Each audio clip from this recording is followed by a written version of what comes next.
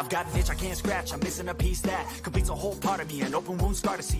Everybody come here, gather round, welcome to the freak show, the best in town. What the hell's wrong with me? I don't get along with anybody, honestly. I've been living in my own head constantly, thoughts jumbled round, think I need a new lobotomy. Wait, all these thoughts are too negative. I don't wanna get lost in the sedative. Gotta show them what I got, I'm competitive. You know I'm about to go off, I won't let them win, I'll take a stab. I wanna chase the bag, I wanna weigh, I can change all the things I lack. I gotta face the facts, I got a taste in that. Got me obsessed with the rest, I got an itch to scratch. I'll give up everything.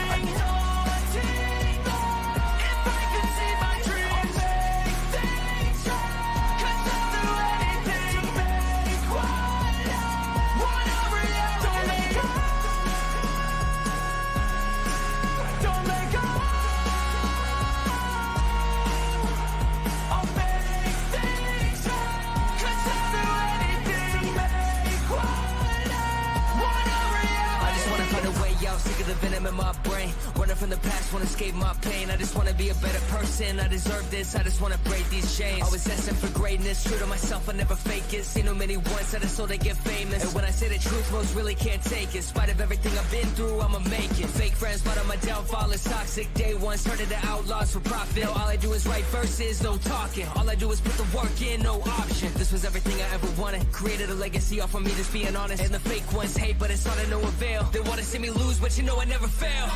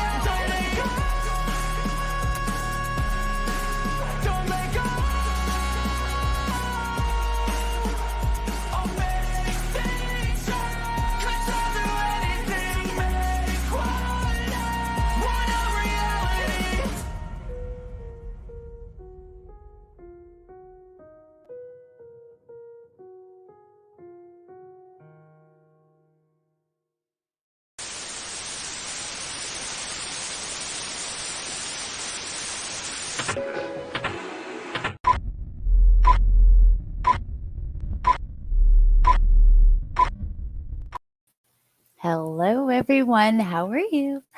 Hey, Birdie. I missed you on the last show. I was like, where's Birdo? All right, guys. So this is hey, Brittany.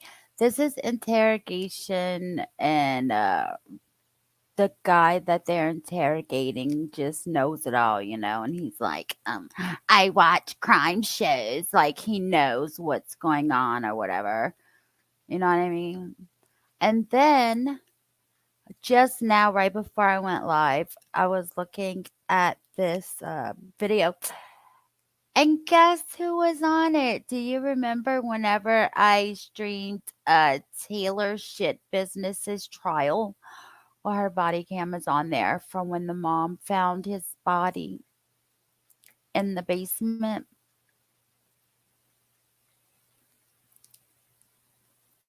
Hi, everyone. Please hit that like button for me. And here we go. Begins in the small town of Campbell, Ohio. My major emergency. Hi, my name is Kenneth. I live in Campbell, Ohio. Okay. Me and my wife, we just found a dead body in the freezer. Dead body in the freezer? Yeah. All right, it's okay, sir. Is it a male? Is it a female? I think it's a female. I need a camel, please, there right away. To best tell the story, let's start the beginning. 5 months earlier, just a 10-minute drive from Campbell is the historic town of Youngstown, Ohio. Debbie DePaul was born and raised in Youngstown. Debbie, an only child, was 27 years old when she got the shock of her life. She has a younger brother and sister. Debbie learned about her half-brother AJ and 5-year-old half-sister Shannon from her father, whom they all share. Their father received a letter from Shannon's mother with a picture and a note informing him that Shannon was his daughter. As Shannon grows, Debbie and her father make strides to be a part of Shannon's life. Debbie cared for Shannon as if she were her daughter. But as the years went by, Shannon ventured off on her own. Now in her 20s, Shannon was always out and about with her friends. However, she would periodically stop by her father's for Sunday dinner. And according to Debbie, Shannon was always there for birthdays and holidays. But in 2017, Debbie's birthday came and went with no sign of Shannon.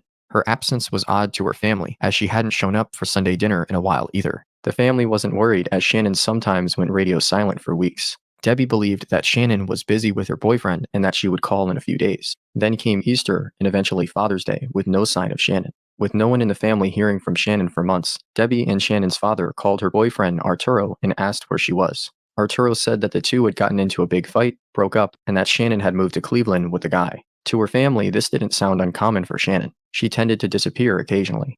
After multiple unsuccessful attempts to call Shannon's phone, Shannon's brother AJ sent Shannon a text. A reply came back saying, "Who is this?" AJ said, "Your brother." The following response shook the family to its core. The message read, "I don't have a brother." The family knew that Shannon would never say that. They now believe that someone other than Shannon is using her phone. With this realization, Debbie reported her sister missing on the 22nd of June. When investigators received the report, Shannon had been missing for 4 months. Detectives began their investigation with a strange text message Shannon's brother had received from Shannon's number. Someone else appeared to be using her phone, but they needed the data to confirm their suspicions. Detectives obtained a search warrant for the phone records. However, the results will take a few days. In the meantime, investigators learn as much as they can about Shannon Graves. Shannon got in with the wrong crowd during high school and dropped out after her sophomore year. At that time, Shannon began living with friends and became an exotic dancer. That lifestyle, along with drug use, went on for a few years. Debbie, Shannon's half-sister, introduced Shannon to hairstyling. Through Debbie, Shannon saw a different path to life. Intrigued by this other path, Shannon attends cosmetology school. Today, Shannon gets to graduate.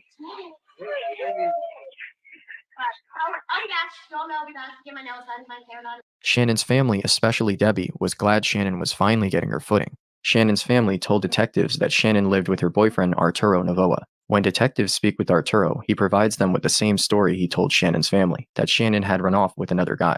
This story was suspicious because Arturo still had Shannon's car and her dog, Molly. According to Debbie, Molly was Shannon's baby. The two went everywhere together. Detectives were unable to check Arturo's alibi because they didn't know when Shannon went missing. After a thorough search, detectives could not substantiate Arturo's story. As they dig deeper into Shannon's personal life, her friends reveal a troubling pattern. Shannon had a thing for bad boys. With this in mind, detectives asked Debbie about the other men in Shannon's life. Debbie informed them that Shannon's prior boyfriend, John Scarata, knew her best. John was Shannon's boyfriend before Arturo. A quick search into John uncovered his criminal background, which included drug dealing. John and Shannon broke up when John went to prison. What investigators learned next raised their suspicion. They discovered that John was released from prison a short time before Shannon went missing. The detectives brought John in for an interview. By the end of the interview, it was clear that John was deeply concerned for Shannon. In the following days, John began surveilling Shannon's apartment and led community search parties. Hey Crime-tastic viewers, the best way to listen to our videos is through Raycons, the sponsor of today's video. If you want to hear never before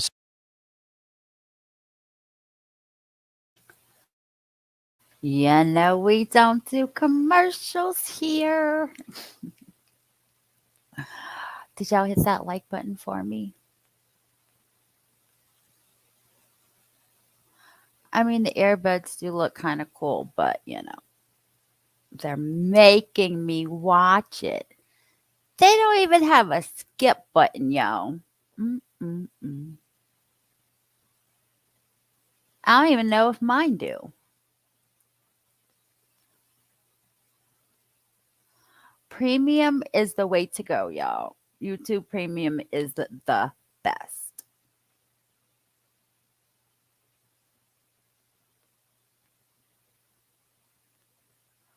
BlueRaycon.com/crimetastic to get 15% off your order.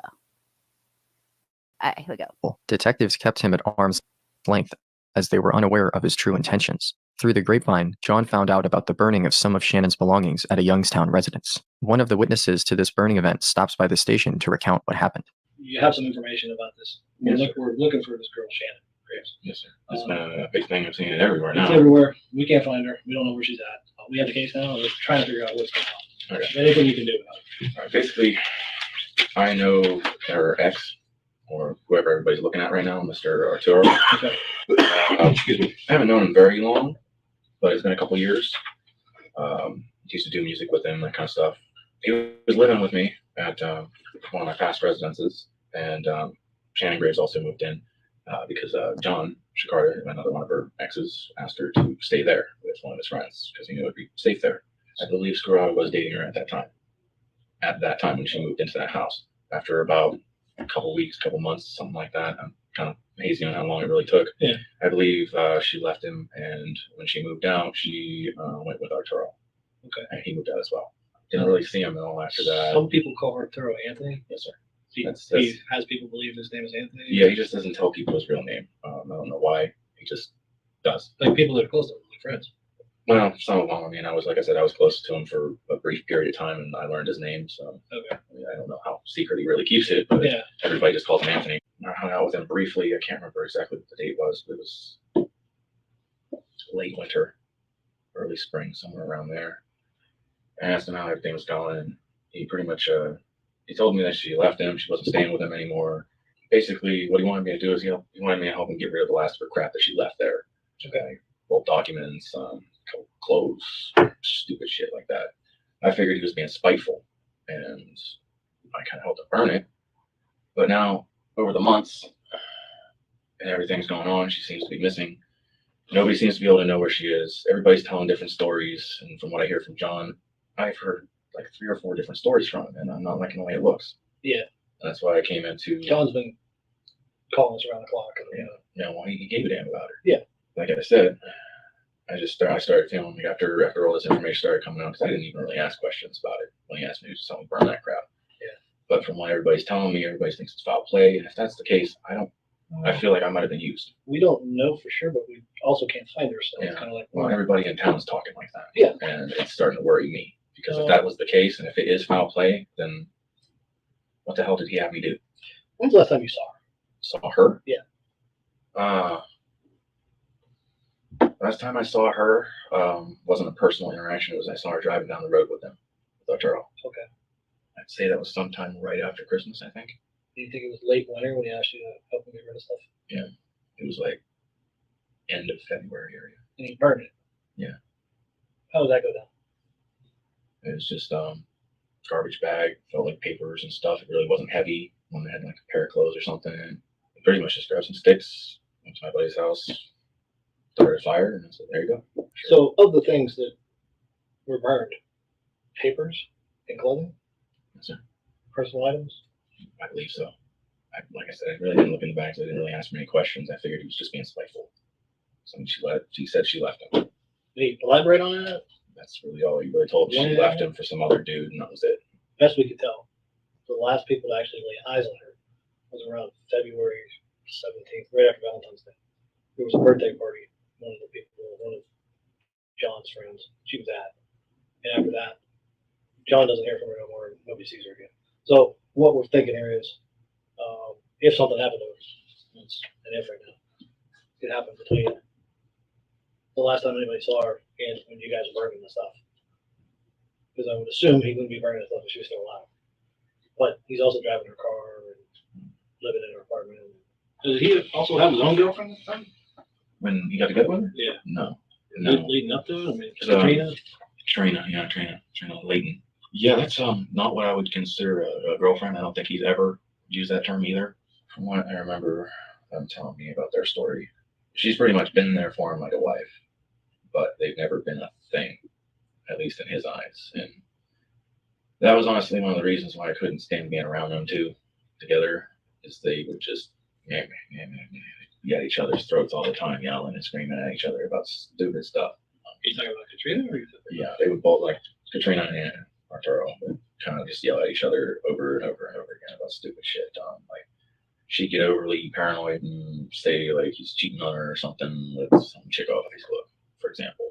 She would start an argument over it, and of course the typical man response is like, "What have you been talking about? It's a chick I just added on Facebook," kind of mentality, and then it would boil over into, I wouldn't exactly say like screaming. It's just like aggravated yelling at each other.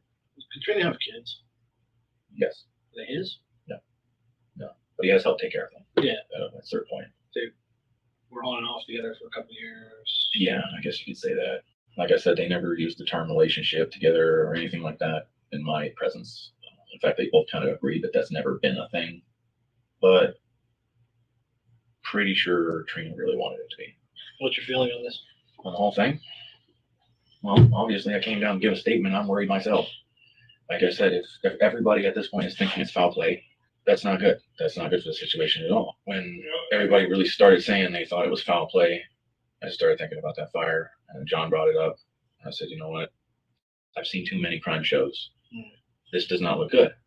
And if this is what happened, he just made me an accessory, and I don't like that. I don't like feeling used. I feel like if that was what the case was, that he was trying to take me down with him. Like I said, I watch a lot of crime shows. I know, I understand the fact that the longer somebody's been missing, the less chances there are of actually finding them. I said that doesn't look good because he said they pulled a bracelet out of the fire, like a pit or something. We keep hearing that there was a bracelet. Who pulled the bracelet? He said the landlord of the property did. And I said, if that's the case, that's something she would have made behind. Landlord of which property? The Sherwood.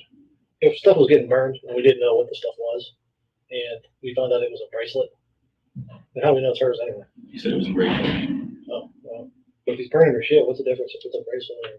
Well, like I said, if it's something that has her name engraved on it, that seems like something that would be rather important to her, in my opinion. Personal. Yes, very personal. As opposed to That, and they're saying her that, normal belongings. that, and from what I hear, he still has a dog.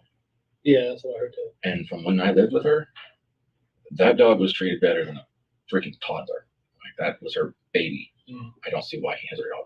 I don't see why she would leave it. And like I said, I watched crime shows. And when he said that bracelet was pulled out, it was engraved with her name, that's a personal item. He was burning her stuff. I started thinking about it more and more. And I'm like, that just doesn't look good. I've seen this movie. John went over to the house and he collected a laundry basket. It has a bunch of ashes and stuff in it. So our crime lab guys are sifting through a pile of ashes now to figure out what the heck was in there. The fire department was called that day, so it makes it kind of gives us a nice marker of what day it was. Otherwise, who would know what day you had a fire? I wouldn't. So you guys brought it back over there? Yeah, felt like shoes, like heels. I didn't really look at it myself either. Okay, just kind of brought it there because we were supposed to burn the fire. You guys made a trip over there with one bag. Well, I thought he said they burned a few papers, a little bit of clothes. How many bags did they actually burn? And what? Like, now he got heels in a bag. Like, come on, guys. I needed to go get something to start the fire. I needed lighter fluid, so it was kind of wet. You had other stuff to burn too, right? Yeah, but those were in trash bags. At any point, did you come to know what was in the bag? No, I did not. I believe that was just tossed in. The whole bag. Yeah. He didn't care about the bag. The trash bags. What was in them? Clothes? Like I said, it was like papers. I think all those clothes. It was real light shit. It really wasn't all that heavy. How many bags were the trash bags? Yeah, there was like 2 trash bags. Black ones. Not a lot of stuff. Not too much. Like I said, it was more paperwork just kind of tossed in the bag. And Is there anything that led you to believe that what he was doing was destroying evidence? not at the time, but after I started thinking about it, when the missing reports came up, that's why I came. Do you have any personal knowledge that she's dead? Anything that would lead you to believe that you can mention anything, that something went wrong? He didn't mention anything. He said she left him with some other dude. Didn't say who, no details. Everybody thinks he killed him, which is a logical jump, I guess. But Yeah. now they're freaked out because I don't. some killer was burning his dead girlfriend shit in her yard. You know what I mean? So they're a little freaked out. If that was the case, I really highly doubt that. He doesn't seem like the type to do that. Then again, you never know people anymore. Yeah. If I had to say, I don't think he would. He did spend time in prison, so I'm sure he's got that mentality where he's got to do what he's got to do. But I've never seen him have really any urge to be violent. With Katrina, know anything about it? That's hard to say, but last I checked, she was probably the closest one to him. Looking at things. Here's a guy who calls you up to help him burn his shit at some people's house that he doesn't know. There's you and there's people.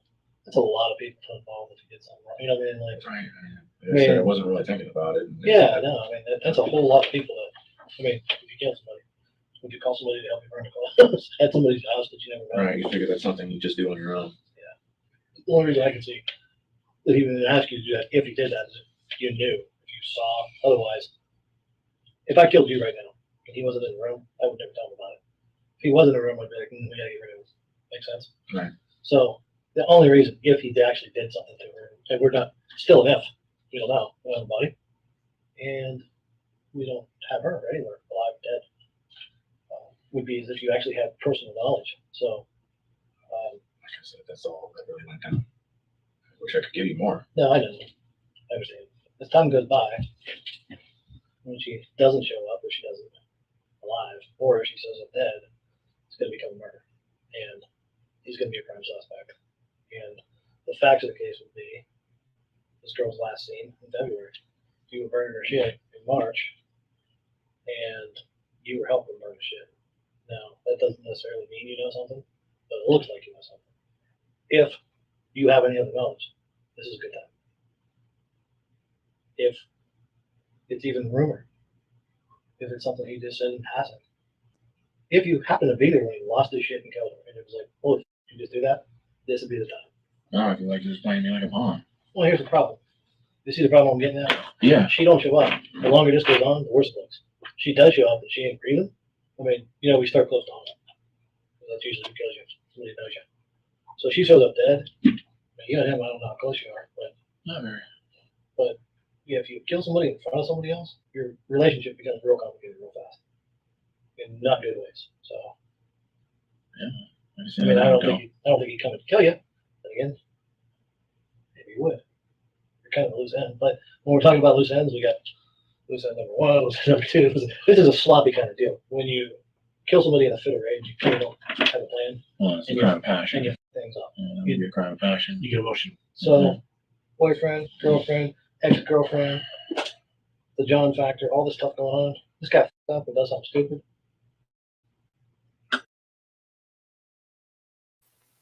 He knows something. Definitely knows something. At first, I thought he only helps burn the stuff. He absolutely knows something. He says, "Oh, you're going to play me like a pawn now?" And then look how he's acting whenever the detective's talking to him about it. Like, definitely knows something, and he's trying to decide if he wants to say something or not. This is crazy. Kind of makes sense. Do you have other knowledge about this crime? No, sir. Or I'm just Or worried that there about, even was a crime? Because right now, at this point, I'm just worried like he used me. Like I said, that's what I'm scared of. I feel like, because everybody else is saying that. They think it's foul play. And like you said, even a rumor can screw somebody over. Yeah, I understand how rumors can destroy somebody's life real quick. there's another way your life gets destroyed real quick is you watch a guy kill somebody and you're a loose end. That ruins your life real quick too. I didn't watch anybody kill anybody. Okay. Another way you ruin your life real quick is you know about it and he knows. That ruins your life real quick too. If you know something about this, we need to know. Number one, we got a girl, we can't find it. We have no idea what we're looking for. It's ridiculous. Yeah. He has the opportunity to kill you. I would. I haven't met one person yet who told me that they had any idea why you would do anything with this girl. No, I didn't. Well, I wouldn't think you did. Wouldn't accuse you of that. I was kind of raised with a decent respect. Okay. I am. Well, you're raised with something that isn't common anymore. So Ain't that the truth? yeah, absolutely. I wouldn't think you did anything to her. That's not why you're here. You're here because it looks like you helped them dispose of what might have been evidence. And for anybody to do that, to allow somebody to see that, I would think they'd have to be so deep with that person that it didn't matter. Otherwise, why do that? I wouldn't burn my wife's shit if I killed her with you. And I sure as hell wouldn't do it with some friends of yours. So Yeah. if you're holding in something about this, please let me know so I can find this girl and get her family some peace. Or get this guy out of the way because it sounds to me like this guy did something bad. I'm not gonna lie, you've made me rather paranoid today. I'm not trying to make you paranoid. I'm trying to make you unparanoid. This guy tell you something about what happened? No, he did not. You know something about what happened? No. By some other means? No. I'm telling you that what you explained to us happening is understandable, and we're not even remotely thinking of charging you with destroying evidence. Number one, we don't know that it is evidence. That's it. I don't know nothing else. If I think of anything, I'll give you a call. Over the next few days, detectives collect statements and search for Shannon. As they searched, the phone records for Shannon's cell phone number came back. Based on the cell tower data, Shannon's phone made its normal daily route to her workplace and back. However, that normal routine stopped at the end of February. In the following months, Shannon's cell carrier reassigned her number to a new customer due to no activity from the number and lack of payment. Shannon's bank statements showed no activity since the end of February. With the phone record and bank statement dead ends, detectives and Shannon's family were losing hope. That's why the guy said, I don't have a brother. Because he got her number. July 29, 2017, 5 months after Shannon disappeared. In the nearby town of Campbell, a 911 call comes in. Hello, I'm ready. Emergency. Hi, my name is Kenneth. I live in Campbell, Ohio. Okay. Me and my wife are just on a dead body in our freezer. Dead body in the freezer? Yeah. All right. It's okay, sir. Is it a male? Is it a female? I think it's a female. I need to Campbell police there right away. Campbell police responded to the home on Devitt Avenue. They detained the homeowners and secured the scene. At that time, Campbell police had no missing persons in their town, so Campbell detectives called nearby law enforcement offices to notify them of the discovery of a female body. With Youngstown just a 10-minute drive away, Youngstown investigators responded to the scene. They are ushered to the back of the house and into the basement. Black trash bags littered the basement floor with a chest freezer nearby. The black bags and a Home Depot bucket had been inside of the chest freezer. What they found inside the trash bags was horrifying. The trash bags contained body parts. Every part of the human body was there except for the head. Detectives locate a tattoo on one of the severed legs. That tattoo and the rest of the body fit Shannon Graves' description. Believing that the body was Shannon's, Youngstown investigators took over the case. Stunned at the scene in front of them, detectives are naturally suspicious of the couple who placed the 911 call. The homeowners, Ken and Jill Eschenbaugh, are brought to the station for an interview. So the reason we're here today is because you found something in your basement today. But there's a story that leads up to this. So, can you start from the beginning? I know we've talked to you, but This is the real deal. slowed down and we're. My head's kind of calmed down too. Yeah, well, I mean, this doesn't happen every day. So now we're calmed down, things are under control. So what happened Today. Well, start from the beginning of the story. Why don't you start with how you met Anthony? Okay, I met Anthony. I went over to my neighbor's house, and I was playing some music that I made, and then that's the Anthony was there. He liked the music. He said he was a rapper. You know, everybody's a rapper. But he really liked my music, you know, because we worked something out, right? I said, okay, and I didn't think much of it. I always heard that from people. Then like 2 days later, he actually knocks on my door. You know, he had long hair at the time, long hair and ponytail.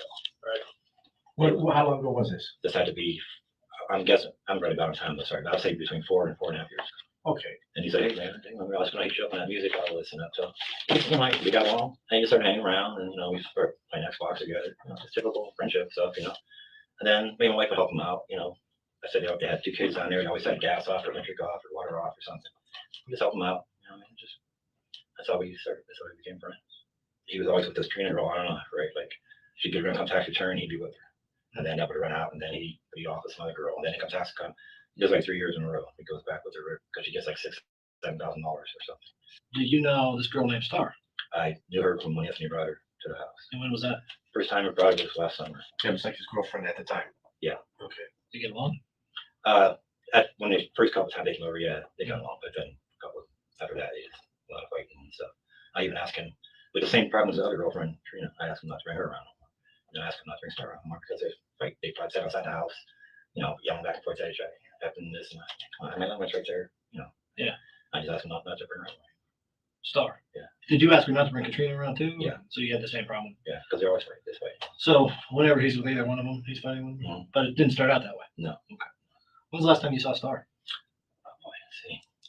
It's been a while. It was the end of last summer. It was around the end of last summer. Actually, it was starting to get cold because the pool water was getting too cold to swim. In fact, they came and they went to swim and it was too cold to swim. So it got to be like the very end of the summer. I remember we got some Mike's hard lemonade, you know, sat outside underneath the umbrella and thing. We drank a couple beers and then he had a little bit of weed. We smoked some weed. He went home. That's the last time I saw her.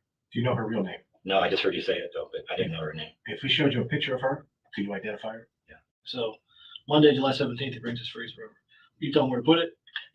I told him, I said, as soon as you walk in the basement door, there's a little thing, just put it in there. You know, I said, there's a plug right there, you can plug it in. Did you notice at the time there was a padlock on it? I didn't even You didn't look at the freezer. When he brought it out of the thing, he was on top. He got the top, Mike got the bottom of it, and Nathan got the top, you know, of it, and they carried it. And I didn't look at it or anything. And then you come down, you say, your outlet doesn't work. I said, oh, we got struck by lightning last week, like right at the pole and some of our outlets got burned out. So he brings his freezer over, puts it in the basement, and your power doesn't work. The outlet by down close to the thing doesn't So, work, right? so he had to get an extension cord. Right. They want to get that big orange one that's in my basement now. It's his.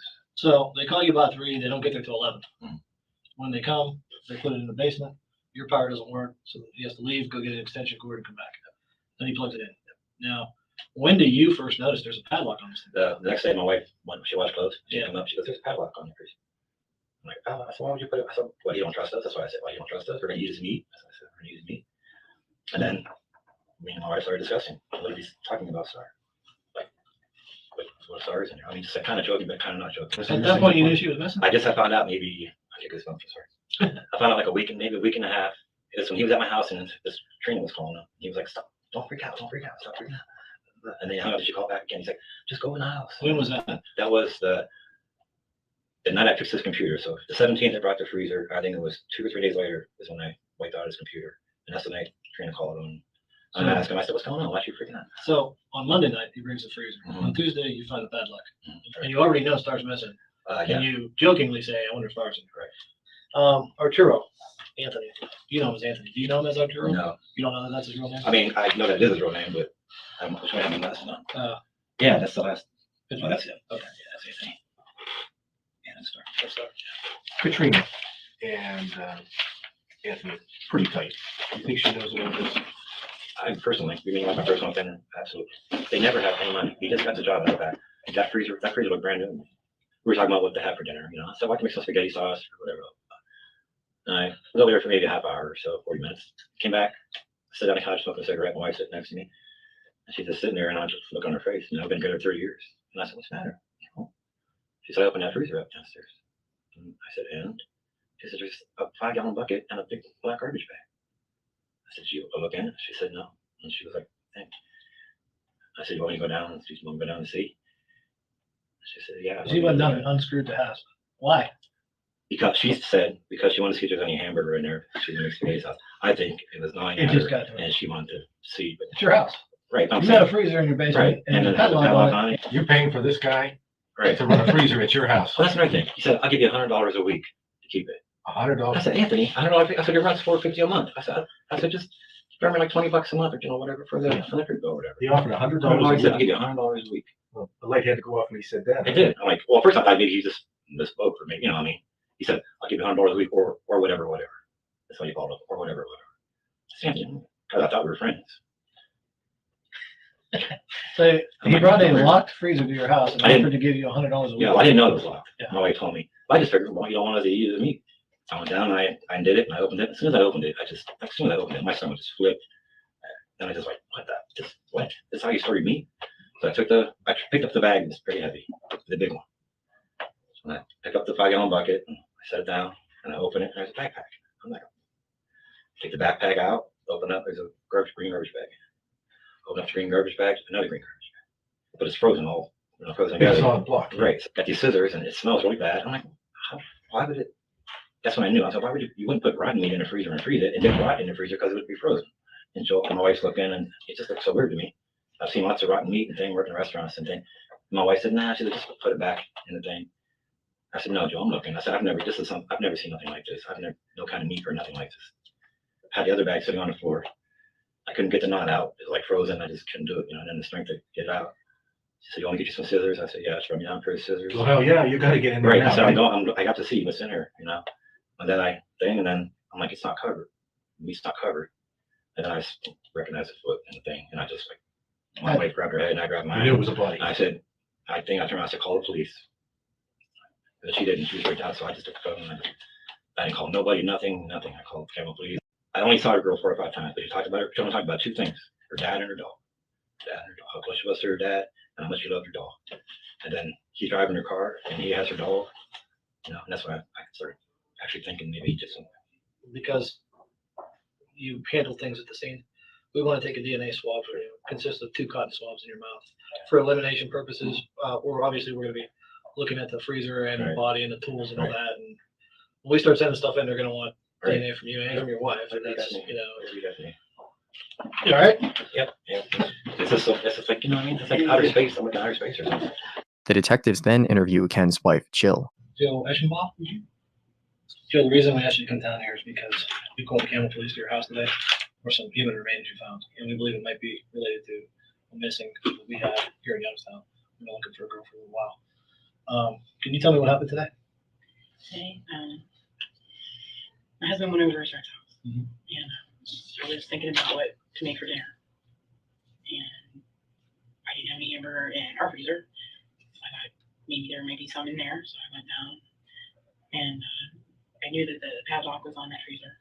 And so I took a little screwdriver down with me, and I just unscrewed it. And when I opened it up, I saw the black trash bag and a 5-gallon bucket with the orange lid. And I saw that, and my stomach flipped, and I just shut it. And I put the screws and stuff back in.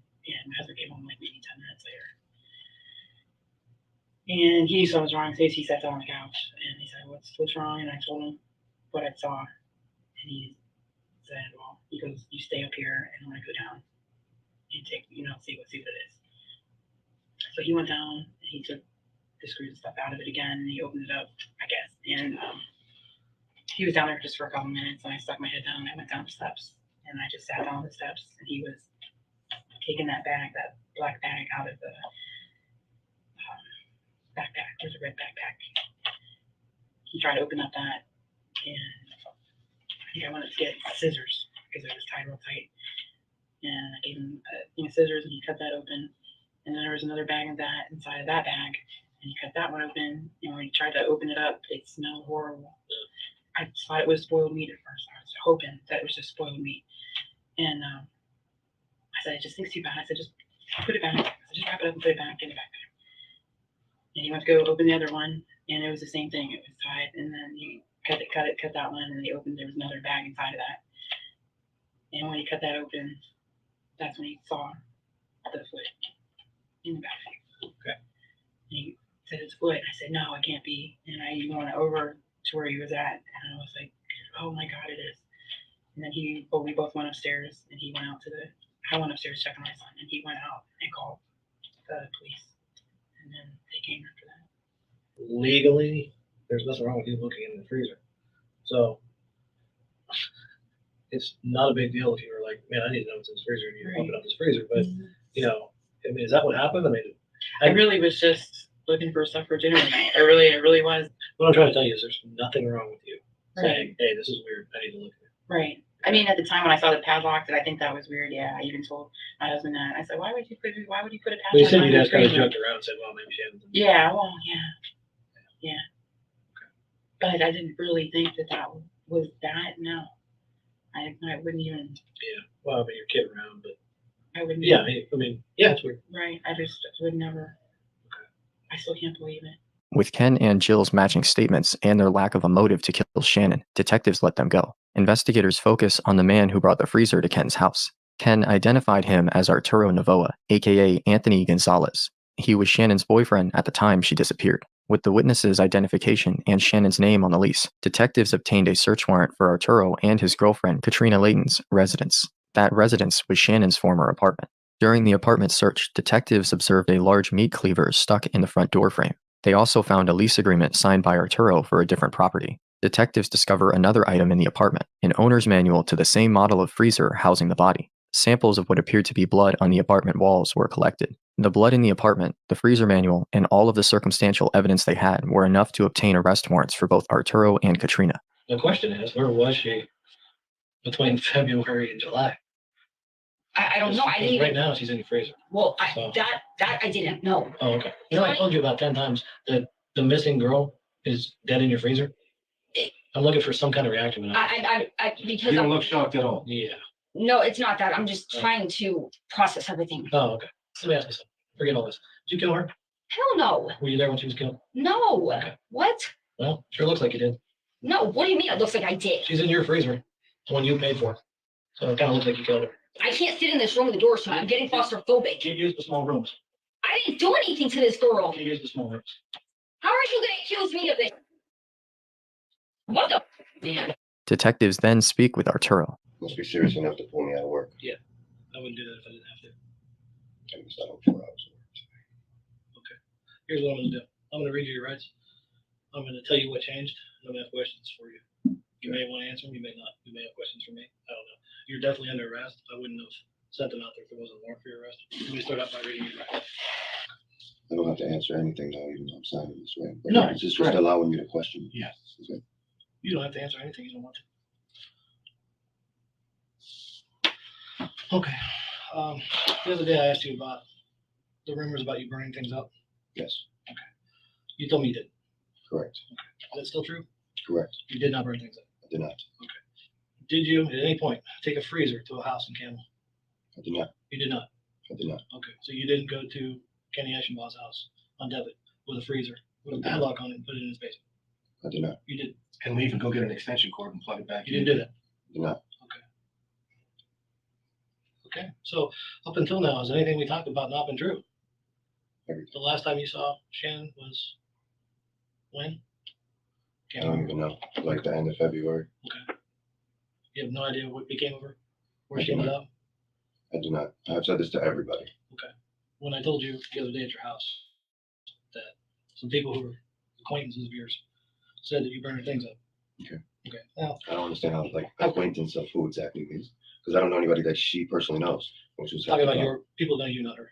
Oh. Okay. People that know you said this, that you burned things up. Now I have people that know you saying you brought a freezer to her house. When they opened it up, guess what they found? What did they find?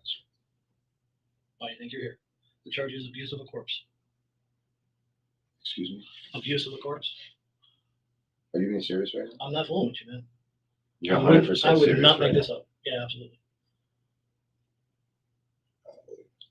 Well, I would be sitting here with you at, what is it, 10 o'clock at night now, if I wasn't talking about a body in a freezer that you brought to a You guy's gotta be house. I'm not making it up, man.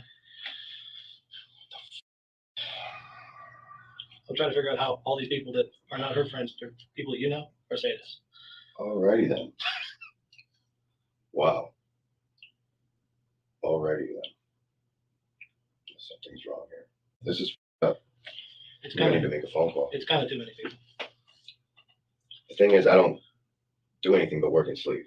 So when somebody tells me that they're even remotely talking about me or saying anything about me at all, it kind of baffles me because all I do is work and sleep, work and sleep, work and sleep. And all these people who know you, Well, we're gonna have to. I'm definitely gonna have to make a phone call okay, because this is some f***ed up shit that you're telling me, yeah, and I don't really believe you, but I have no choice but to believe you because you sit here. no, we don't do this for. We wouldn't make it up. We sure shit wouldn't arrest you for this not having happened. Right. You know what I mean? Obviously. So I basically got all these fingers just being pointed at me. And we're really kind of hoping that it's Shannon. He's not anything about, oh, thank God you might have found Shannon or whatever. He's just like me, me, me, me.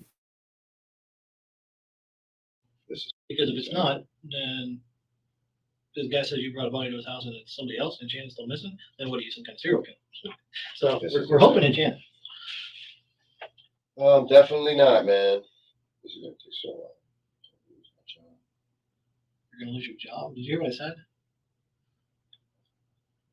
This ain't about your Outback dishwasher job anymore, dude. There's a body in a freezer. And the guy said you brought it to his house. Yeah. Now, whether it's her or not, Yeah. you understand whether it's her or not, doesn't matter. Your dishwasher job at Outback is okay. That's a weird thing for you to say. Like, my job's Trying to tell you, like, if I'm trying to tell you I don't know what you're telling me, then obviously, I mean, excuse my language, but okay. if you're trying to tell me all So- these fingers are pointing So at listen, me and I'm telling you, supposedly went to this house and supposedly put this thing in this guy's house, this is insanity to me. It really is. So I'm trying to figure out where something might have, like, I'm somewhere telling might you, have went wrong. I'm telling or- you that 4 people who know you said you burned your shit up, and now 2 people who know you said you brought a freezer with a body in it to their house, and you're talking to me about your dishwasher job. I'm like, what the f*** is wrong with you? Because that is not the normal I reaction. just got done telling you I don't talk to a lot of people, Okay, like at all. 4 Like, people, I can count the amount of people that I talk to in my Anthony, hand. 4 people saw you burning your shit, and 2 people said you dropped a freezer off at their house with a body in it. Did you hear what it said? I'm hearing what Okay. you're telling me. All right. So I don't care who you talk to and what you do with your personal life. Why would I do something like that? Is my I have point. no idea why you would do something like that. None. I've got a few ideas. I even got a few ideas that you didn't do something like that. but you never did. But that's something I would like to hear from you. So I've tried to learn everything I can about what's going on in your life to the best I can do without being in your life, because you are a private person. And what have you learned from my life, sir? There's a couple people in your life. You're getting pushed and pulled in a couple different directions. You've got a job. You had a few scrapes with us. Nothing serious. I've learned that inside your apartment there was some blood, which don't really look too good right now when this girl's missing.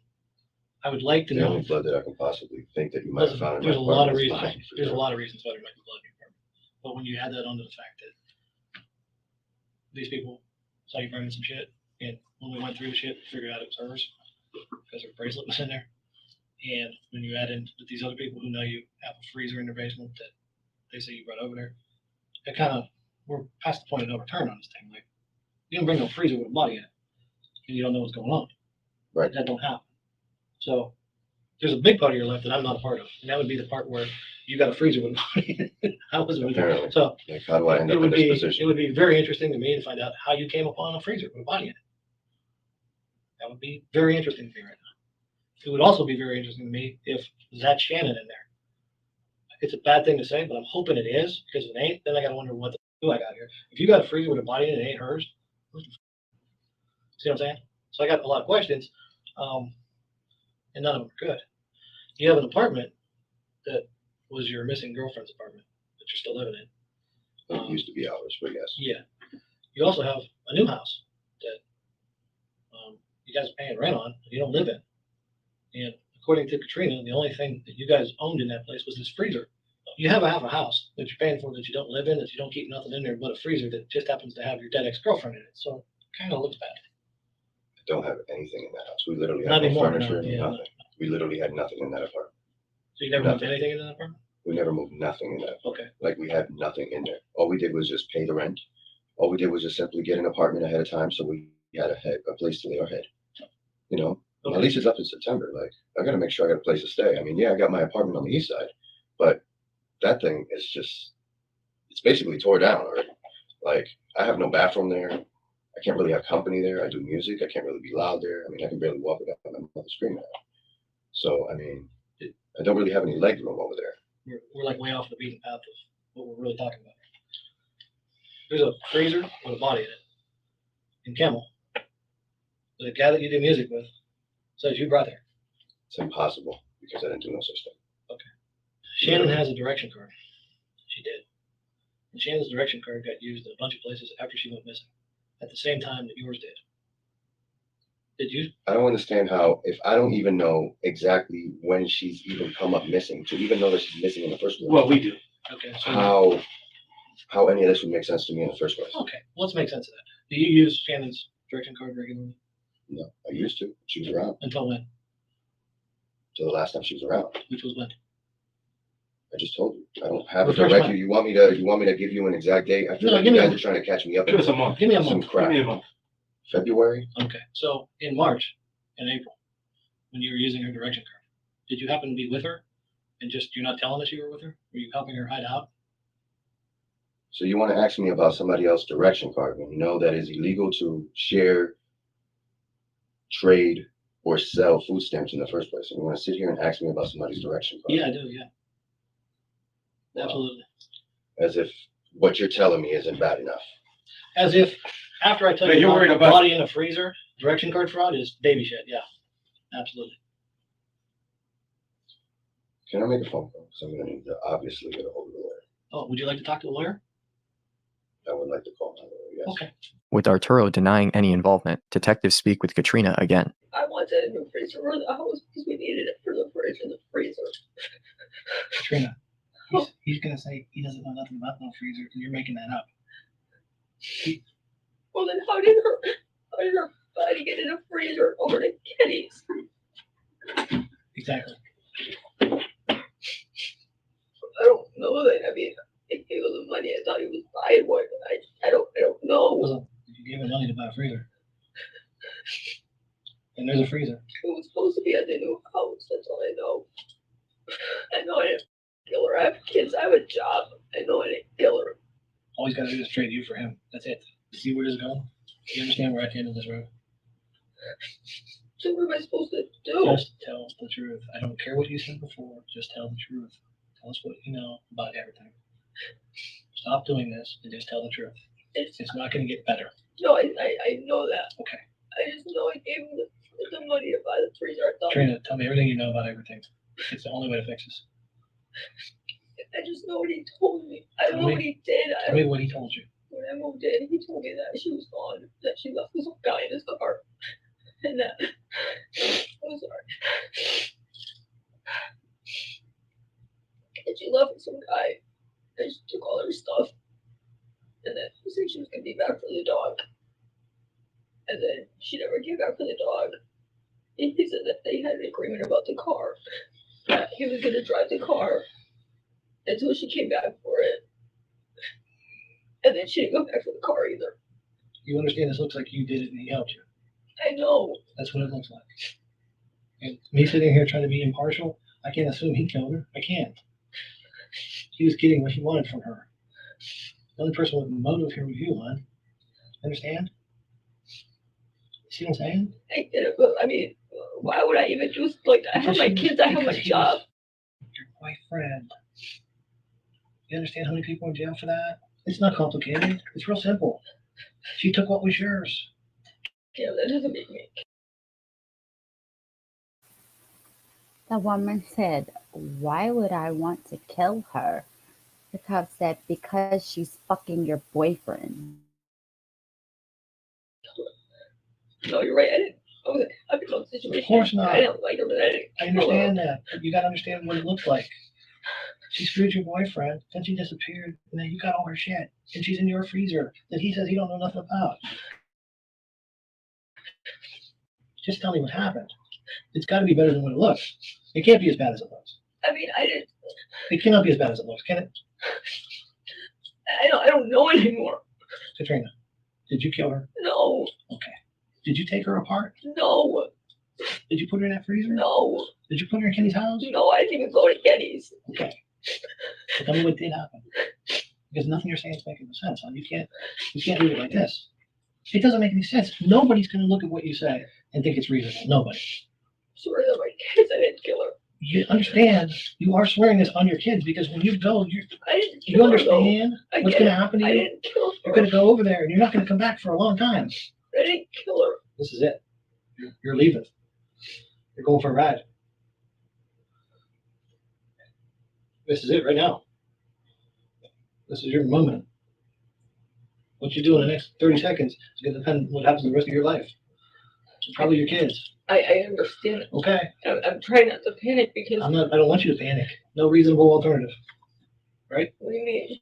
You don't have any reasonable explanations for why this woman's in your freezer. I mean, obviously somebody put her there. Okay. Obviously. Next. But if Anthony did it, then he needs to fess up to it. Not if he didn't do it. Not if you did it. If he's helping you, then he doesn't need to fess up to it. And he has his rights too, you understand? I understand that. Okay. He didn't buy a freezer. You did. He didn't buy an apartment. You did. He was getting what he wanted from her and you. Why would he kill her? I was just under the assumption that we were getting back on our feet You're not getting back on your feet. because It's not going to be okay. I was trying to pay stuff. He's I have, going to jail and so are you. You're not going to get back on your feet. That's not going to happen now. That's done. but I'm telling you, I didn't kill her. Why are you asking me if did I take her apart? Why are you even asking me that? Because she's not one piece. What do you mean she's not one? You just I said mean, there's a she's girl not in one the piece. freezer. Yeah, though. well, you know what? She's in the freezer, but she isn't all one nice big piece anymore. Oh my god. So you see what I'm saying? The only reason that we even think you bought it in July is because you said so. But I know you didn't buy it when you moved in because there was a dead girl on the floor and you didn't want your kids falling over. You see what I'm saying? I get it. I knocked on the door on July 17th. And on July 17th, that body moved. All the way to Camel. I didn't even know you. One of the days when I was knocking on the door and everybody was playing hide and seek with me was the day that the body got I'm moved. being honest with you guys. So the only reason I don't open that door is because what was going on with Tim and Tanya. Okay, but how do I know it's not because that freezer was on the other side of the door with a girl in it and you were like, because that's how I would have been. You see what I'm saying? No. I'm knocking on the door and there's a dead girl in there. You got to be like, I mean, I get it. I get it. I okay. get where you guys are coming from. I mean, I keep to myself. I work all the time. I take care of my kids. Listen, that's what you're supposed to do. You're supposed to take care of your kids and go to work. I don't care. You bought a freezer. He said, what freezer? You didn't say what freezer. You said, yeah, I bought a freezer. It's at my new house. Yeah, because I didn't have anything to hide. Except the dead girl who used to be banging your boyfriend, and now you got all her shit. You do have something to hide. You are the picture of someone who has something to hide. You see what I'm saying? That's the point I'm trying to make. I'm so confused.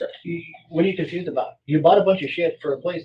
You bought a bunch of shit that you never used for a place that you've never been to. For a man who's been around on you, whose girlfriend is missing, and now she's in your freezer. What are you confused about? There's no confusion there for me. What I'm confused about is if you're not saying, God damn it, all right, this is what happened, and you know what, I hung tight for him, but I'm not going to prison and being away from my kid for the rest of my life. If you're not saying that, then I got to be thinking, you killed her. I'm telling you that I don't know how she got there. I didn't kill her. This is going to be really bad. You're going to go to the jail, and by tomorrow, your booking pictures could be all over the newspaper. Yeah, I realize this. You're going to be on TV. I realize this. For something I didn't do. Well, You're telling me that there's this parts of a body that are fitting in a freezer. I can't even wrap my head around it. I can't. Who does stuff like that? either you or him. Well, it wasn't me. Both. It wasn't me. That freezer did not get over there by me. I know. Doesn't matter. I did not put it there. Totally agree with you. Never I said did you not. did. I did not put her in it. Didn't say you took it over there. Don't know if you put her in it. I definitely didn't put her in it. Wasn't took much. I girl way more than I did. I Yeah. can tell by the pictures. Yeah, but not now she don't. I can't lift over 10 pounds. That's about the size of the pieces. I'm saying I cannot lift over Yeah. 10 pounds because of my back and my shoulder. They're trying to figure out why break her up like that. Because he could have picked her up easy. You see what I'm saying? Everything you say makes it sound like it's you. You couldn't pick her up. Okay, that explains a lot. Because he could. He could pick her right up and pop her in there, not a problem. You couldn't. Unless you made her into small pieces, which just happens to be what happened. That's just gross. I know. This is going to get crazy, and you have children I just, who are going to go to school, I know. and they're going to say, your mommy chopped people up. How many did you see what I'm saying? Like, I'm trying to put this thing down now. No, I realize Okay, that. and this is going to be ugly and I know. public, I know. very public. I know. You understand that this is the kind of thing that may bring like CNN here? Yeah. Okay. No matter how bad it is, I need to know what happened to Shannon. And hope to God that is her. I mean, Because if that ain't her, I don't know what to tell you. I know that I did not do anything to her. Okay. I know I didn't do anything. Tell me what you know about what happened to Shannon. Please tell me that is Shannon. Because if it's not Shannon, we're going to have, I don't know what's going to happen here. Tell me that is Shannon. Tell me it's not somebody else, because I got some other missing girls right now. I mean, I don't even know how to answer that. I'm asking you. Please tell me that is her and it's not somebody else. I don't know if it's her because I didn't put it there. I mean, I'm pretty sure she's been dead a while. You know, I mean, we'll know exactly how much, but I'm saying March. Like the week you moved in, she moved out the hard way. Katrina, I started knocking on your door, and it appears to have created a reaction. It appears that when I knocked on your door on that Monday morning, and I got no answer, and I started looking around that apartment, it caused this body to be moved in that freezer.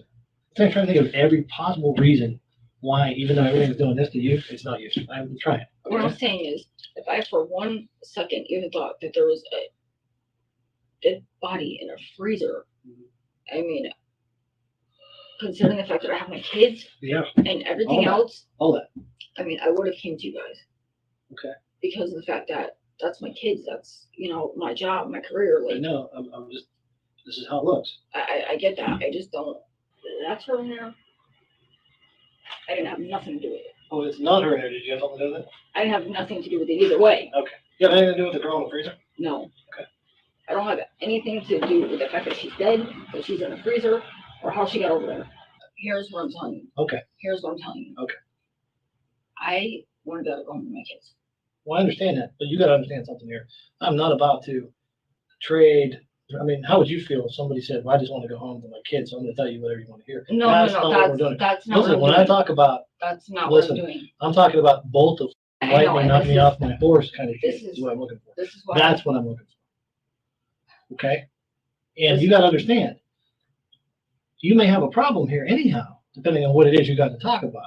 I need basically to know what to do to be able to go home to my kids because I had nothing to do with this. Well, I had nothing here's what to I'm going to tell you. What do I do? With everything I know right now, you're going to be charged with abuse of the corpse. And you're going to go tonight. The longer this goes on, the more it looks like you're just doing what you got to do to save your own ass. And I'm exhausted. I mean, I'm sorry, but it's been 8 hours, and that's it. That's all I got. You may come out of this fine. I kind of get the feeling you won't, but you may. It happens. What I think might happen here is you killed this girl. I didn't kill her. Okay, well, listen, it's not that I don't believe you, but I don't believe you. You see what I'm saying? Because I have to keep that as a possibility. You guys are neck and neck on the finish line here. You know what I mean? What it's going to come down to is who says what first. Period. That's what it always comes down to in these kinds of situations. No. We're past the part. This thing, this reuniting thing, you got to know it's done, right? Like, no matter what happens after today, this is done. You and him, you're not going to end up in the same place. I don't think. So unless you got that lightning bolt, we got to go. I'm exhausted. I feel like I got into a mess that I didn't expect to get into. Well, that's what everybody's saying. That's what That's what Andrew's saying. I don't. Poor Andrew's like, I think I helped him get rid of the Decker stuff. Because he thought we were arresting him. The whole situation scared me. I understand. The whole situation scared me. Listen, I get all of that. If you told me right now this is what really happened, I would completely understand you, because this kind of thing doesn't happen to most people every day. Just because I go through it 12 times a year doesn't mean you do. You know what I got to say? I like to stay in this room until you tell me the truth or you ask for an attorney.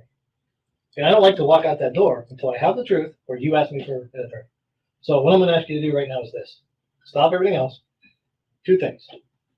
Tell me what happened or ask for an attorney. Because I'm not going to be able to rest knowing that I didn't stay in here as long as I possibly could with you. So which way is it going to be? You're there. I can see it. I can look at you right now and tell that you are about had it with this, because I am too. I just Either tell me the truth or ask for an attorney, please, so we can end this, because this has been way too long. Even I think you've done this way too long. I'm really scared that I'm gonna go through something I didn't do. Okay. I will tell you that I will keep working every possible lead to do one of 2 things, because I have 2 jobs, to either catch you for what you did or free you for what you didn't do. I have 2 jobs. Now, in the meantime, one of 2 options here. Tell me you want to stop talking, you want to speak to an attorney, or tell me what it is you've been holding back.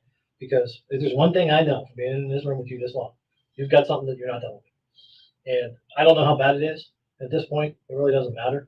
However bad it is, things are going to instantly get better when you tell me. So, one or the other.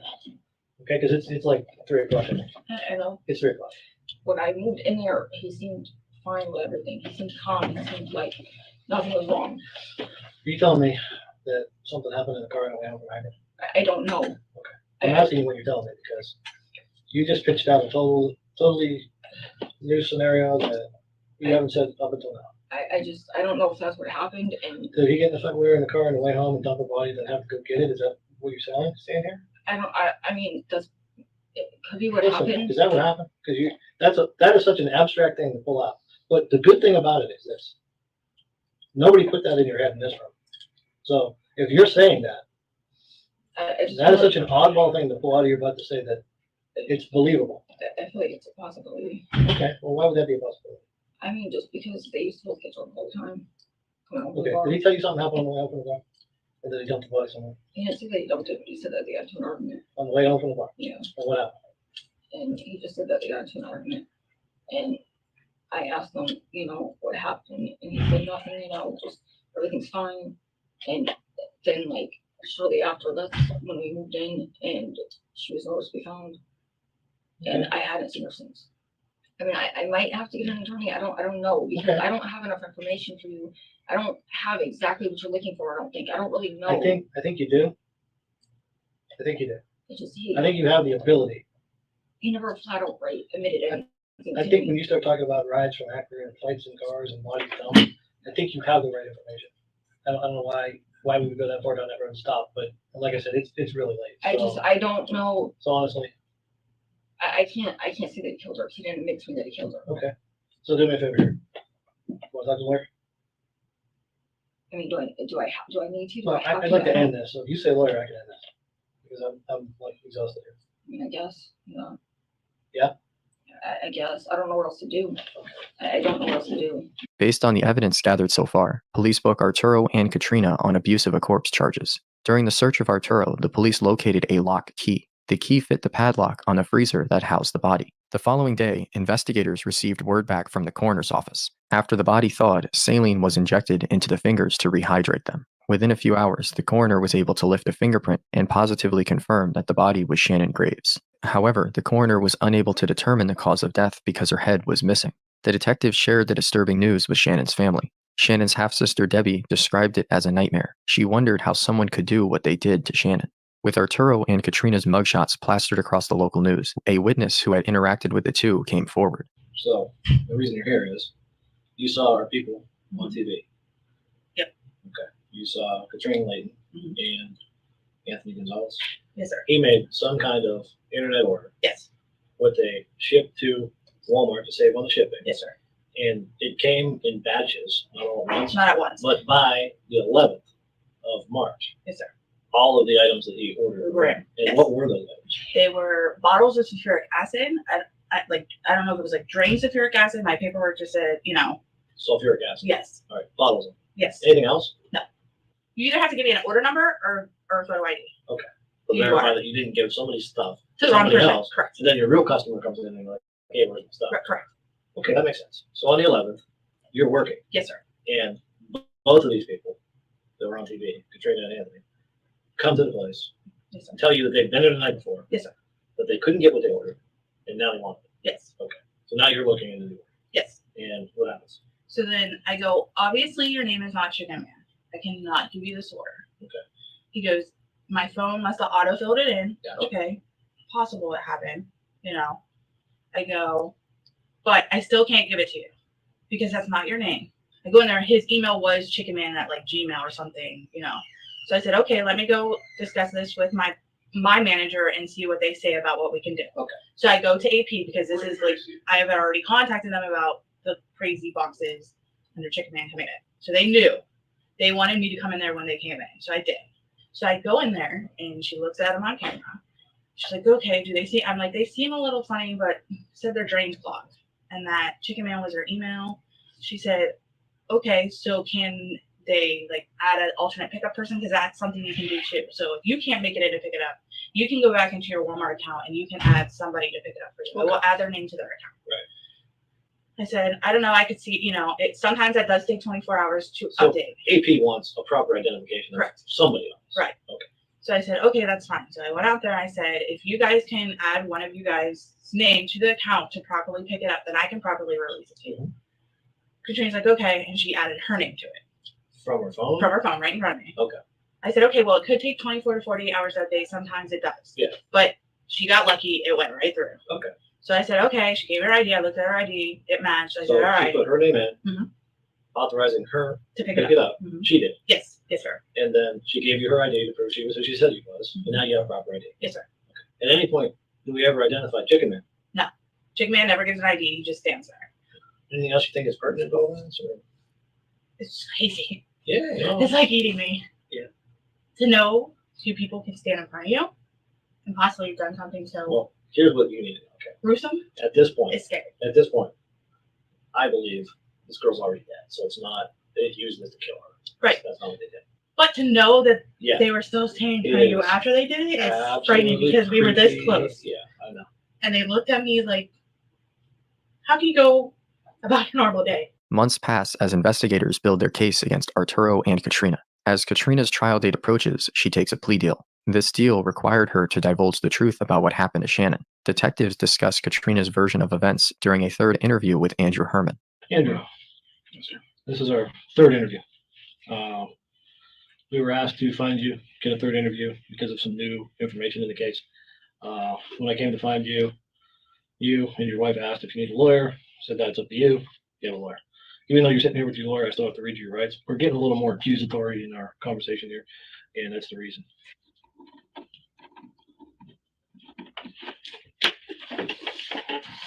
Okay. During Katrina's dealing so far, she has since decided to cooperate against Arturo, has got herself an OR bond. She's out of jail now. And on top of testifying against her, she intends to testify against you. Specifically that you aided in the dismemberment of Shannon Graves after she was dead. At no point did she say that you killed her or anything prior to her being dead. But her story was that Arturo came home one night. She's dead in the car. She couldn't help him move the body because she's too small. So he called you. You came over and until you took this body apart in the garage of her house. So that's why we're here. Prosecutors asked us to come find you, tell you this, confront you with this new evidence, and see what you had to say about it. It's untrue. So at no point did you help Arturo chop up a body. Katrina was specific about this, you being the one that helped him. I've always felt from our conversation here that you know a little bit more about what's going on. I've always felt that. I'll be honest with you about it. We've spent a lot of time in this room. And that much time, I mean, what I think doesn't really matter a whole lot. But I spent a lot of time with you in here, and I think maybe you know a little bit more. And I would much rather use that against the main characters in this. No part of me feels like you killed this woman. I don't see why you would.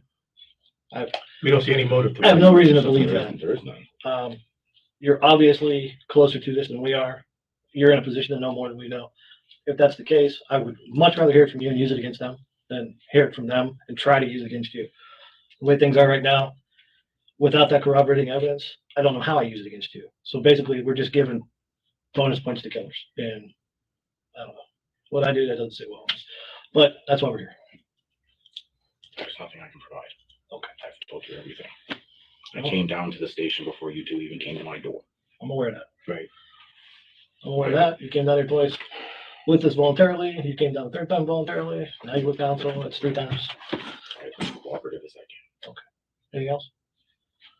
With Andrew denying Katrina's version of events, the detectives searched for additional evidence to corroborate Katrina's story. As detectives searched for more evidence, they listened to Arturo's jailhouse phone calls. They heard a familiar voice on the other end of the line. It was Katrina. Her communications with Arturo violated her plea agreement. When notified of the communications, prosecutors revoked her plea deal. With Katrina's plea deal up in smoke, Andrew seized the opportunity to strike a deal with prosecutors. The agreement requires his truthful account of what happened and his testimony against Arturo and Katrina.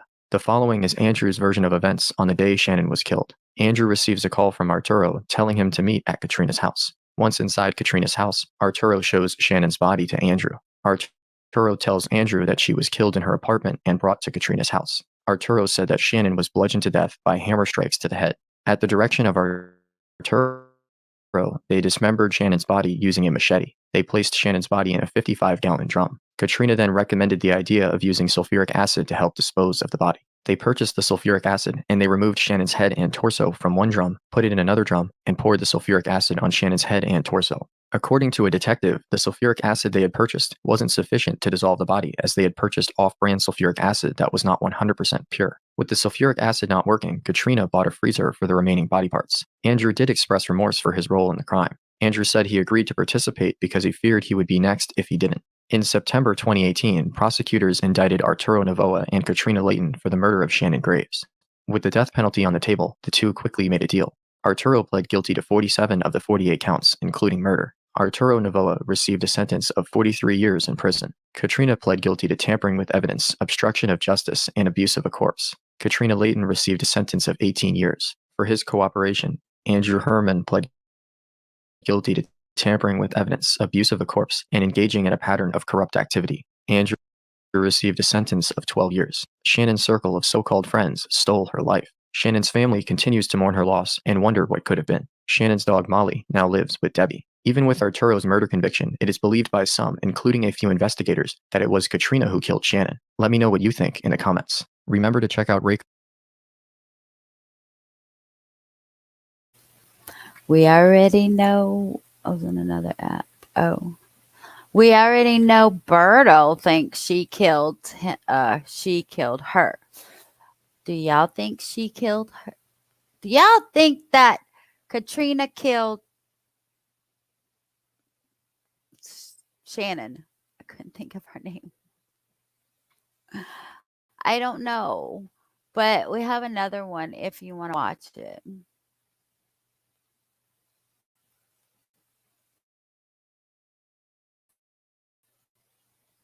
This is the one with Taylor Shabusiness in it. Remember I told you guys that I saw a video right before I went live that had Shabusiness in it. All right, here we go. Berto, this is for you. These officers are trying to find a girl who's been missing for a long time, and as they storm this hotel room, they have no idea if she's inside or if she's even alive. Police department, open the door! Break it. Get on the ground! Hey, here she is. Salem's mother could only watch as her daughter was snatched from her hands on May 18th, 2019 in Fort Worth, Texas. To make matters worse, the 8-year-old was kidnapped in broad daylight. The man responsible was 51-year-old Mr. Webb, and Salem's mother had no chance of fighting him off as he escaped in his vehicle and disappeared. Despite everything she must have been going through at that moment, she still managed to call the police, and a search began to find her. That search led them to this hotel room. Fort Police Department, open the door! Open the door! Open it now! Break it. This is the second time the police have been to this hotel room in the nearby area of Forest Hills. After a tip-off, they found the room Webb was using and gained entry. However, on their first search, they found no sign of Salem. In most cases, police can't search a hotel room without a warrant. To do so, there has to be very good reason for it. Luckily, though, one of those reasons includes if someone's life is in imminent danger. Open it! Hands! Let me see your hands! Step out here! Step out! Step out! They later received another tip-off calling them back to the same hotel room, and this time, things escalated dramatically. Chill. Get on the ground! Chill. Blood in bed, blood in bed. Blood in bed, man. This time, the police had been alerted to Webb's car in the parking lot of the hotel, and when they looked inside, they reported seeing blood on the passenger seat. As Webb is taken into custody, officers inside the hotel room make a shocking discovery that would bring their search to a sudden halt. Hey, here she is. Got her. We got her.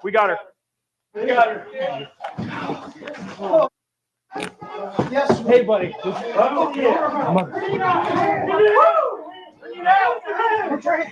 I got in custody. We have her.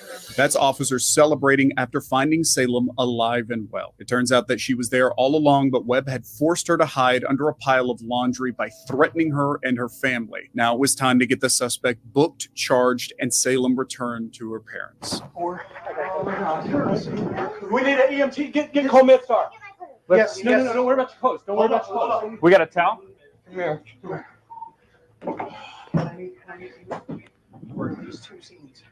Let's go.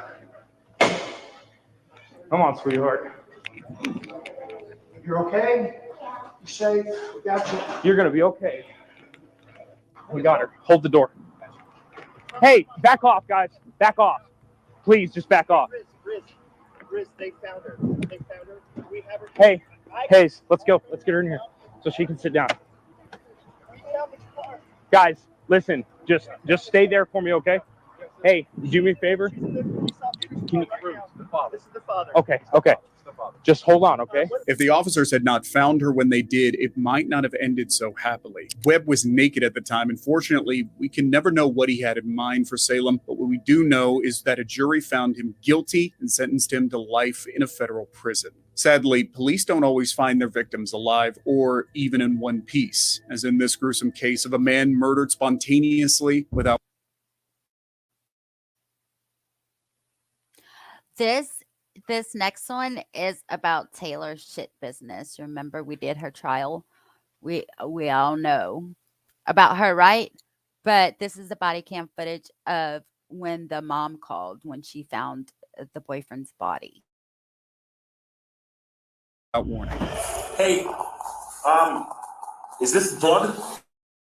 These officers are about to begin a search of a vehicle in an apartment building after receiving a disturbing 911 call. Officers are often prepared for anything, but what they found inside was an exception to that rule.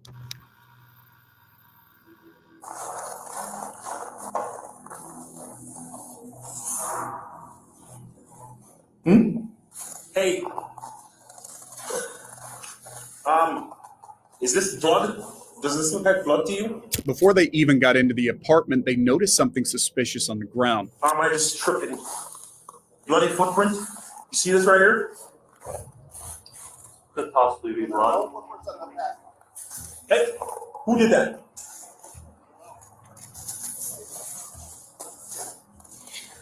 Hi. Hi, Taylor. How's it going? This is Taylor, and she's the reason the officers are here. She was friends with 25-year-old Shad, and the 911 call that brought the police here tonight was made by his mother's boyfriend, Steve. Shad's mother, Tara, had made a horrific discovery in her basement, and officers needed to speak to Taylor. Officer Russell with the Green Bay Police Department. Just make sure you ain't got nothing on you here. Taylor, you have one more for your wrist. Put your hands behind your back, please. Anything else in your pocket? You got blood on your hands here, blood on. No, on your hands. Okay, yeah, we're gonna have to. What apartment are you in? Do you have a come up? On the double. Which apartment? One is what they came back to. Tara had come across something no mother should ever have to see: the body of her son, or at least what was left of him lying in the basement. She told officers that she found what she thought were body parts wrapped in a towel and dumped in a bucket. Before taking a look, the police give Taylor a chance to tell her side of things. Watch this window right here. Gun. Go in here. Come to the back of the apartment. That's where we're at. You come over here. Two more will be fine. If 84 is here. Hands up. Contact with the mail. Hands up. Walk out towards me. Have a seat. Get on the ground. Who else is in the apartment? Be straight up. Tom? Who else? Just Tom? Is he armed? Nobody's armed? Nobody's armed. You sure? Police! Everybody get here! Announce yourself now! Go ahead. But nothing could prepare these two officers for what they were about to discover.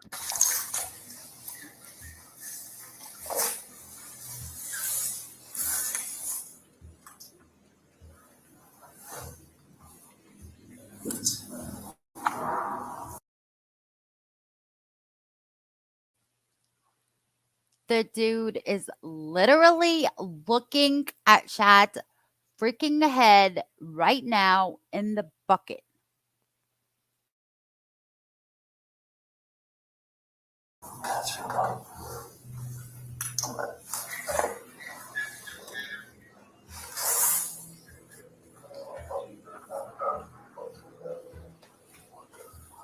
That is the look of an experienced cop being stunned to silence. Tara's worst fears had come true, and inside that bucket was the severed head of her own son. Taylor had murdered her friend, but it's what she did after that which makes this case about as disturbing as you can get. I think I went a little too far because I was blacking out while I was doing it, right? And then I look at him, I'm like, shit, he's already purple. I'm like, I don't know if he's fucking. Is he good? But then when I woke up, during the blackout moment, I'm like, shit. He was coughing up blood. I'm like. Berto, have you heard of this case? I streamed her whole trial. We watched all of this. She was high on meth. She enjoyed doing what she did, and she killed him. Excuse me, trigger warning. She killed him. She had sex with him, and she chopped his head off and cut his body up.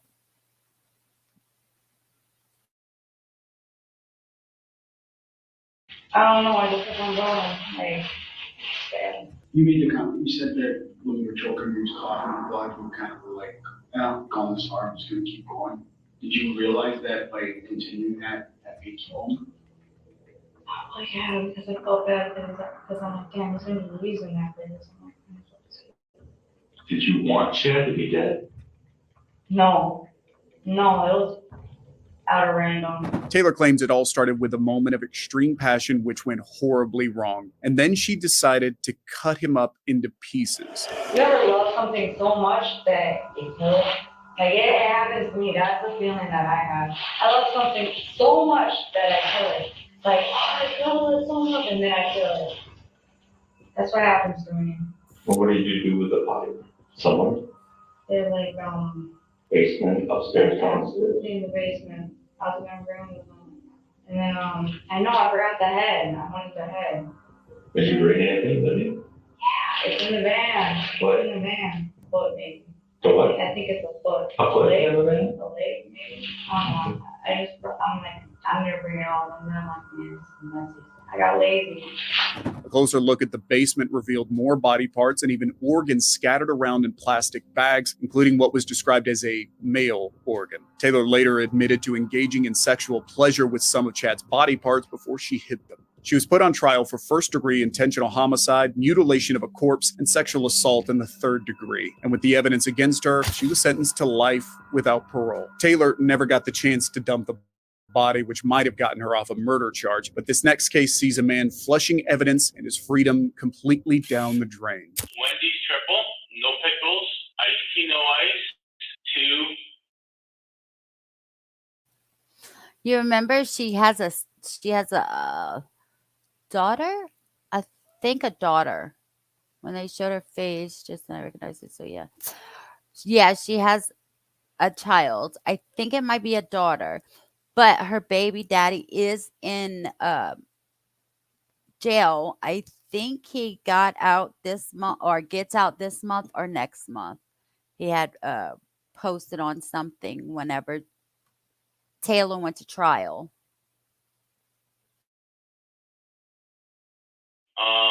Their value, spicy chicken wraps. There's no way of getting around that I chopped her up. The remains of a pregnant 18-year-old Rory were found by two fishermen in Lake Ontario on September 11, 2017. At the time, she had been missing for 2 weeks. Her body wasn't officially identified until November 2017, but her death was ruled a homicide, and now the hunt was on to find her killer. Fast forward to December 2017, and two plumbers are at a job at a home in Oshawa when they notice something sinister clogging the drains. Communications. I'm a plumber and I'm on site for a job, and we got we're snaking a drain, and we've been pulling back. We probably pulled back about 10 pounds, 15 pounds of it looks like flesh type of stuff, meat, and we don't know what it is. That home belonged to Adam Strong. How you doing? Good, you? Had better days. You know, I was sitting down in my basement after the plumbers left, and I was like, am I going to get out of this? I don't know. Should I leave now? The plumbers had tried to fix the problem in the basement, but had no luck, so they went upstairs. The plumbers found what they described as a flesh-like substance, and they immediately called 911. When police searched Adam's home further, they found something even more gruesome in his freezer. There's no way of getting around that I chopped her up. What is up with freezers? They think they can get away with putting a body in the freezer because it's going to stay cold and it won't stink. And you can put a padlock on it and go let it sit in your friend's basement with your girlfriend's body in it. No way. And I understand. We weren't wondering if you chopped her up. It's obvious that I did. Yeah, and again, if not for apparently the plumbing was all up in that house. That aided in my capture and your capture. Yeah, for sure. The rest of Rory's body was cut into pieces and stored. Ironically, if Adam hadn't tried to dispose of the body parts down his drain, he might have gotten away with it, as he wasn't even on the police radar at the time. But once inside, police reportedly found a knife that contained the DNA of another missing girl, 19-year-old Candace, who vanished in 2008. What Adam did to these two women is sickening, but what he said during his interrogation was somehow even worse. You see upset? No. You're pretty calm. Under the circumstances that I'm a little concerned how calm you are. Adam is very open with the detective. As his body language suggests, there is an eerie calm to him that makes his case even more terrifying. He's admitted his guilt. Now detectives just need to get to... He was in jail before this happened. She had the baby. He was in jail. And then she was just like, with Shad as a boyfriend while her real boyfriend was in jail. You get it? So all he wants is his child when he gets out.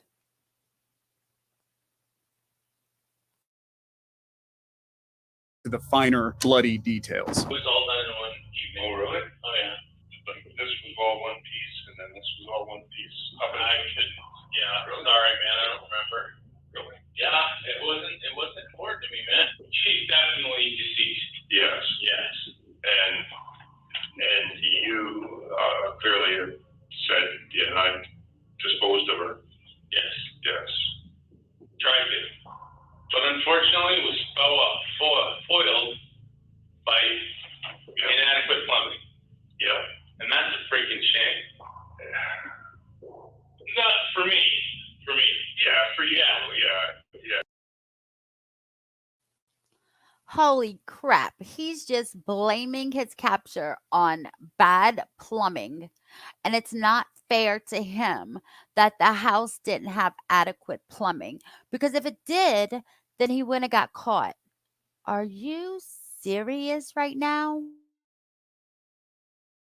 You sound really selfish when you say that. Sorry.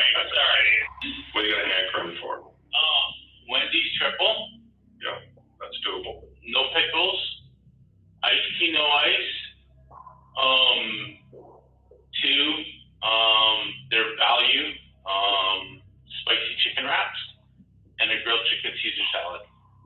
Okay. Is that outrageous? No, that's doable. Is there any way I can get a cigarette? Anyway, smoke is this. Oh! And a ranch and a Caesar? Oh my God, thank you. The detective could simply be providing one of Adam's basic needs while he's in their care, or they may be trying to sweeten him up to get him to confess quickly. Adam's attitude appears to tell us he has no remorse whatsoever for what he's done and seems more interested in his appetite. He said some pretty disturbing things since he sat down, but nothing as sick as what he asked the detective to do for him. I don't know how appropriate this is, but I'd like you to pass on to her mother and her father my condolences. Then Adam begins the most ridiculous list of demands for him to come clean, but this is probably because he knows he's already in deep trouble. Rory was killed in Adam's house during a sex offense. After he killed her with a blow to the head, he cut her body into pieces. His other victim, Candace, suffered a similar fate 10 years earlier, where she was killed by Adam in his home and was also dismembered. And I feel this to my lawyer, and he's not interested in it. I don't understand why. Of spilling the beans and being as comfortable as I can in jail. Not like $100,000 like Pigden, but like an allowance. I don't know. I don't know. Like internet access. Like I don't have anybody who's gonna buy me TV. I don't expect to get out of jail free card. I don't. I just want to be comfortable in jail, man. It would take until May 2021 before anyone could feel better about this case, as that's when he was found guilty of the murder of Rory and manslaughter of Candace. He would get a life sentence without parole for 25 years for the murder and 18 years for the manslaughter. Those two plumbers were following their instincts, like this state trooper whose instincts led to a discovery that stopped him in his tracks. Hey. Yep. Hands up. Put your hands up. The traffic stop made by a Louisiana cop started like any other traffic stop. He'd caught a car speeding on July 29th, 2020.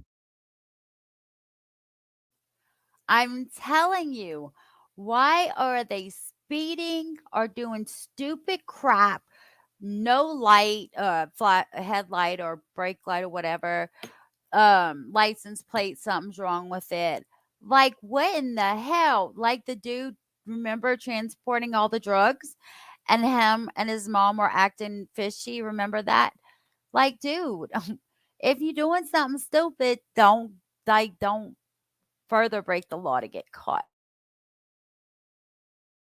And pulled it over. The driver was an 18-year-old Michael, and the trooper noticed straight away he stunk of weed. And that was one of several red flags that told him something wasn't quite right. Hey, driver.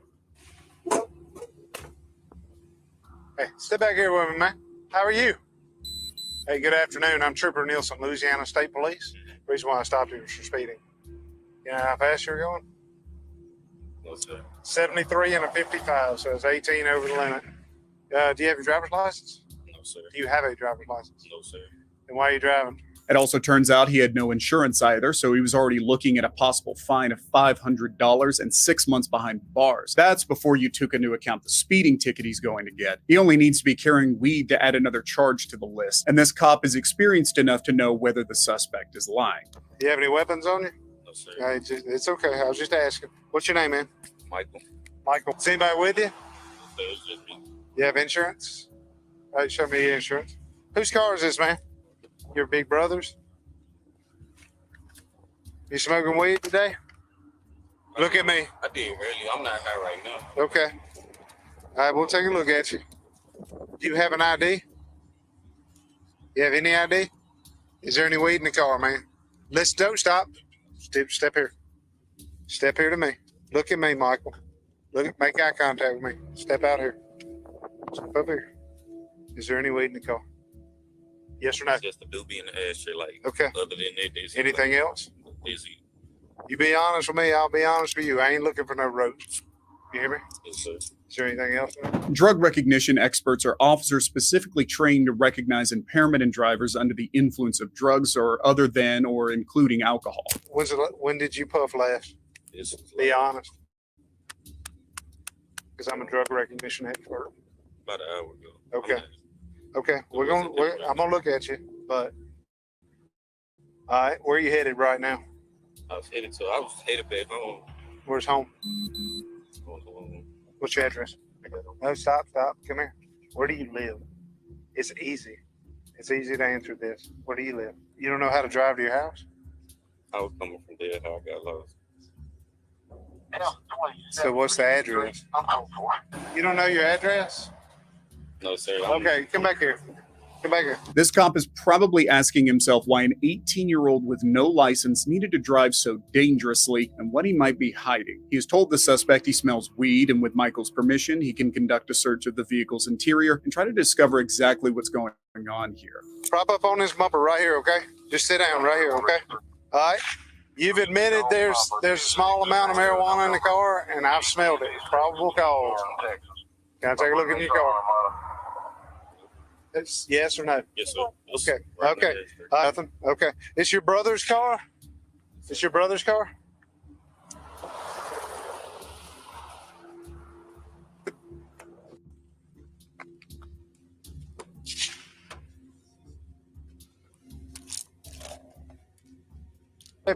All right, now, step here. And when he sees the passenger side of the car, he knows he's on to something big. When did all this happen? When did all that happen? That happened. When? My brother, he said it. How long ago? Days? Yeah. Okay. Come back. Just leave this here. Come back here. Just stay right here in front of my car. I got this. I got a orange and black Chevy Camaro stopped. I had him stopped for speeding, 73 and a 55, and it's got bullet holes all in the driver's side, right by the door. Y'all ain't looking for a car involved in anything. It's hold on, just let me run this date of birth. He don't even know where he lives. He's saying he don't know where he lives. Well, I just making sure. I mean, he's saying he lives down here in Winsboro, but his address is coming back out of Richwood. Yeah, 41. He don't even know the address down here, but like right behind the driver's side door, there's like 2 or 3 bullet holes in that thing. So he said two or 3 days ago, his brother. Okay, I'm gonna call a guy. I mean, I'm code 4. I was just seeing if y'all had this connected to anything down here. The officer discovers that what information he's being given is a lie. The address he gave is different from what the officer came up with in his system. The suspect saying Winsboro, but the computer came up with a Richwood address. The traffic stop is uncovering all kinds of surprises, but the worst is yet to come. Did you give me your right name? Yes, sir. What's your name? Michael. You got plaits in your head? No, sir. Where do you live? Be honest to me. Monroe? Yes, sir. Richwood. Yes, you don't live in Winsboro. Why would you try to bluff me on that? Why would you lie to me on that? Because I already knew that before this guy said something. What's up? Talk to me. You better stop lying to me right now. You're going to be in jail. I'm just going to my sister's house. To your sisters? So when I kept asking you where you live, you don't even know because this ain't even your house. That's the last freaking lie you better tell me. As the trooper searches the car again, it's pretty clear Michael is going to prison one way or another. Like, this looks close. Like, bam, bam, bam, bam. What I'm being told is that the boy who gave him permission to use the car is missing.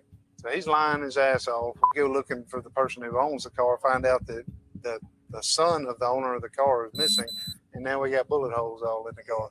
I got you. So something's yes, I just looked in the console, the center console. He had a doobie in the ashtray thing, but I really didn't give it a good look.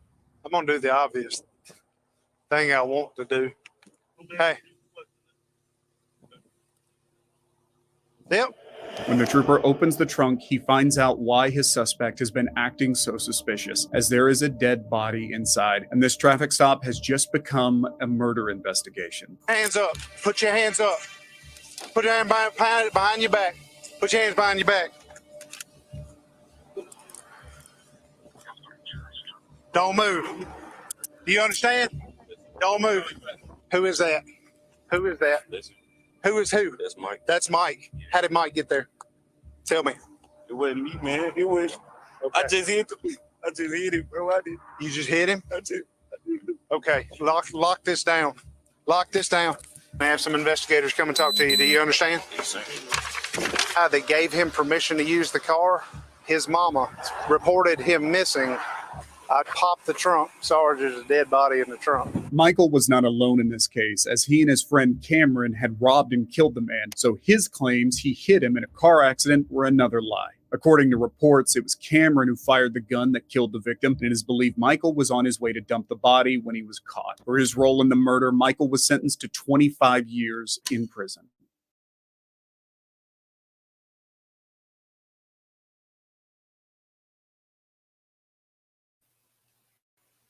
That was crazy. Those are all crazy stories, but thank God. The second video, the first story was a happy ending. Thank God they found that little girl. And I want to thank you for watching with me. I know some of the cases on the videos are crappy, crazy, slow, whatever, but yeah, thanks for watching with me. I know, right, Birdo? Bruh.